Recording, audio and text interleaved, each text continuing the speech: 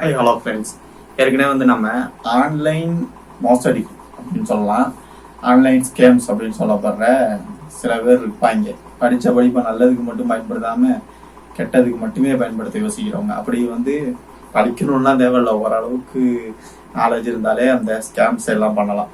அந்த மாதிரியான ஸ்கேம்ஸ் பண்ணி மக்களை ஏமாற்றி காசு கொடுக்குற ஒரு கும்பல் தினந்தோறும் இதனால ஒரு கூட்டம் பணத்தை இழந்துகிட்டே இருக்காங்க. ஸோ நம்ம இதுலேயும் எஜுகேட்டடாக இருந்தாலுமே கூட நிறைய பேருக்கு டெக்னாலஜியை பற்றி தெரியாத ஒரு காரணத்தினால அவங்களும் பணத்தை இழந்துக்கிட்டு தான் இருக்கணும். ஸோ அதில் நான் ஏற்கனவே மொபைல் ஃபோனில் ஃபீச்சர் ஃபோன்ஸில் இருந்த ஸ்கேம்ஸ் அதை பற்றி ஒரு வீடியோ போட்டிருக்கேன். ஸோ அதோட லிங்கை டிஸ்கிரிப்ஷனில் கொடுக்குறேன், உங்களை முடிஞ்சா பாருங்கள். உங்களை சுற்றி இருக்காங்களா அவேர்னஸ் பண்ணுங்கள், வேற ஒன்றும் கிடையாது.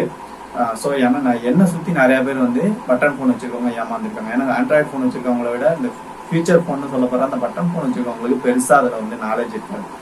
ஸோ அவங்க ஈஸியாக ஏமாற்றப்படுவார்கள் அப்படிங்கிறதுனால தான் முதல்ல அந்த வீடியோ போட்டேன். இப்போ மொபைல் ஃபோனில் ஆண்ட்ராய்டு ஃபோனில் இருக்கிற சில விஷயங்கள் பார்ப்போம். அஃபிஷியலாக நம்ம ஏமாறுற சில விஷயங்கள் அதில் பெட்டிங் கேம்ஸ் அப்படின்னு சொல்லலாம். பெட்டிங் கேம்ஸ், பெட்டிங் ஆப்ஸ்ன்னு சொல்லலாம்.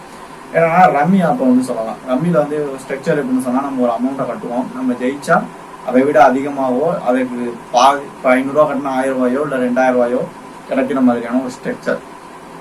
ஸோ அதில் காசு கட்டுவோம். நிறையா பேர் அதில் தற்கொலை பண்ணிக்கிட்டாங்க, நிறையா விஷயங்கள் நடந்திருக்கு. ஸோ இந்த பெட்டிங் அப்படிங்கிற விஷயம் அது அப்படியே இன்க்ளூட் ஆகி இப்போ எம்பிஎல்னு ஆப் வந்துச்சு, அதுக்கப்புறம் இன்னும் நிறையா வந்துச்சு, A2D சம்திங் ஆப்ஸ் எல்லாம் இப்போ வந்துருக்கு. எல்லாமே இந்த மாதிரியான பெட்டிங் ஆப்ஸ் தான். ஸோ இதோட பேசிக் மாறி இப்போ என்னன்னா எல்லாருக்கும் ரம்மி விளையாட தெரியாது இல்லையா? ஸோ அதனால இவங்க என்ன பண்ணியிருக்காங்கன்னா செஸ்ஸு, கேரம் இந்த மாதிரி நம்ம விளையாடுற மற்ற கேம்ஸையும் அதில் ஆட் பண்ணியிருக்காங்க. சேம் இதே கான்செப்டில் நம்ம காசை கட்டி அந்த கேம்ஸை விளையாடுற மாதிரியான ஒரு ஸ்ட்ரக்சர் கிரியேட் பண்ணியிருக்காங்க. இது என்ன பிரச்சனை அப்படின்னா, நம்ம ஒன்ஸ் காசு கட்டி ஒரு மென்டலி நம்ம எப்படின்னா ஒரு தோல்வியை நம்மளால டக்குன்னு ஏற்றுக்க முடியாது. ஜஸ்ட் ஒன்ஸ் காசு கட்டி ஜெயிச்சுட்டோம், 2வது தடவை கட்டுறப்ப தோக்குறோம்னா நம்ம 3வது தடவை அந்த காசை எடுக்கணுங்கிறதுக்காக மறுபடியும் கட்டுவோம். மறுபடியும் தோக்குறப்ப அந்த காசை எடுத்தே ஆகணும் அப்படிங்கிற ஒரு வெறி காசை கட்டுவோம். இந்த எனக்கு பர்சனலாக நடந்திருக்கு. ஆக்சுவலாக நான் அந்த மாதிரி கேம்ஸ்லாம் விளையாடல. கேரம் டிஸ்க் அப்படின்னு சொல்லி ஒரு கேம் இருக்குது. அந்த கேமில் இந்த மாதிரி கட்டுறதெல்லாம் ஒன்றும் கிடையாது. காயின்ஸ் கிடைக்கும். நம்ம விளையாட அதில் காயின்ஸ் கொடுப்பாங்க. அதை பணமாலாம் வெளியிலலாம் எடுக்க முடியாது. அந்த காயின்ஸை வச்சு நம்ம அதுலேயே கேரம் போர்டு காயின்ஸு ப்ளஸ் ஸ்ட்ரைக்கர்ஸு அதெல்லாம் அப்டேட் பண்ணிக்கலாம், அவ்வளோதான். பட் இப்போ அதில் அப்படின்னா நம்ம 400 காயின் கட்டி விளாட்றோம் அப்படின்னா நமக்கு 800 காயின் வரும் அப்படிங்கிற மாதிரி ஒரு கான்செப்ட். நம்ம அதை ஏன்னா அதில் கட்டி நான் தோக்குறப்ப என்ன ஆகும்னா 400 காயின் போயிடுச்சு, மறுபடியும் ஒரு 1000 காயின் மேட்ச்சில் போய் விளாண்டு காயின் எடுப்போம் அப்படின்னு எனக்கு மென்டலி தோணும். நம்ம காசு போட்டால் விளாட்றோம், அதில் இருக்கிற காயின் தானே, அது போனால் நமக்கு என்ன அப்படிங்கிறதுனால அடிச்சு நொறுக்கி நான் பாட்டுக்கு போட்டுக்கிட்டு கிடப்பேன். சில இதில் 10,000 காயின்ஸ் எல்லாம் போட்டு போ அப்படின்ட்டு போயிடலாம். பட் பணம் வச்சு விளையாடுறப்ப நமக்கு சேம் மென்டாலிட்டி, பட் அது சேம் டைம் நம்ம போடுறது பணமாக இருக்கு. அதுதான் பிரச்சனை. 2வது விஷயம் அதனால இந்த பெட்டிங் ஆப்பை விட்டு ஒதுங்கி இருக்கிறது நல்லது. ஒன்ஸ் பண்ணி பார்ப்போமேன்ட்டு உள்ளே போனால் கூட அது நம்மளையும் தாண்டி, அதாவது நம்ம விதமான மனசை கொண்டவங்க நம்ம இதில் எல்லாம் பண்ண மாட்டோம் அப்படின்னு இருந்தாலுமே கூட சில டைம் நம்மளையும் தாண்டி நம்மளை அது பாதிக்கிறதுக்கான வாய்ப்புகள் இருக்குது. இப்போ எம்பிஎல்லையோ சரி இல்லை கேரமோ எம்பிஎலோ இல்லை ரம்மி சர்க்கிளோ கேமோ பிளே ஸ்டோரில் உங்களுக்கு இருக்காது. ஆக்சுவலாக பெட்டிங் கேம்ஸுக்கு பிளே ஸ்டோரில் அனுமதி கிடையாது. இதெல்லாம் அவங்க அஃபிஷியலாக வெப்சைட் வச்சு அதில் மூலமாக டவுன்லோட் பண்ணிக்கிறதுக்கு தான் ஆப்ஷன் வச்சுருப்பாங்க. ஸோ பிளே ஸ்டோர் இதை இது பண்ணுது. பட் கவர்மெண்ட்ஸ் இதுக்கு பெருசாக எதிர்ப்பு தெரிவிக்கலை, இதை பேன் பண்ணலை.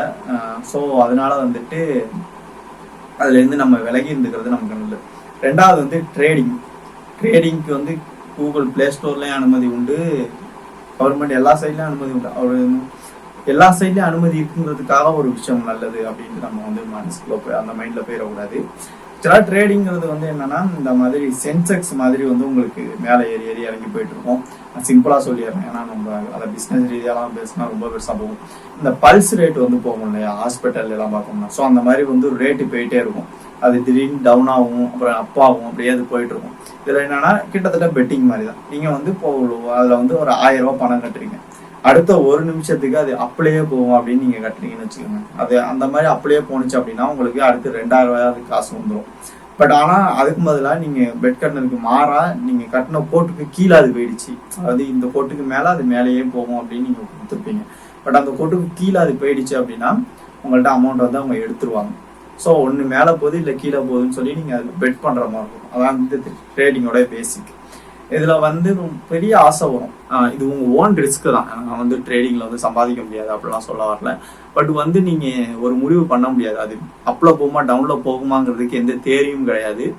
அது வந்து நம்ம எதை வச்சுமே அதை வந்து கால்குலேட் பண்ண முடியாது. அப்படிங்கிறப்ப கிட்டத்தட்ட வெறும் லக்கு தான். நீங்கள் விளாட்ற ரம்மி இந்த மாதிரியான கேம்ஸ்களில் கூட உங்களுக்கு கால்குலேஷனுக்கு ஏதாச்சும் ஒரு விஷயம் இருக்கலாம், ஒரு மேத்தமெட்டிக்ஸ் இருக்கலாம். பட் வந்து இதில் அது கூட கிடையாதுங்கிறப்ப இது வந்து கொஞ்சம் ப்ராப்ளம் அப்படின்னு வந்து சொல்லலாம். ஸோ இதில் இன்னும் ஒதுங்கி இருக்கிறது நல்லது. ஏன்னா இதில் போனீங்கன்னா நிறைய காசை இழக்க வேண்டியது இருக்கிறதுக்கான வாய்ப்புகள் இருக்கு. ஸோ இது ஒன்று. இதெல்லாம் ஸ்கேம்ஸில் வராது. ஆக்சுவலாக இதெல்லாம் ஜஸ்ட் அவேர்னஸ்க்காக நான் சொல்லிக்கிட்டு இருக்கேன்.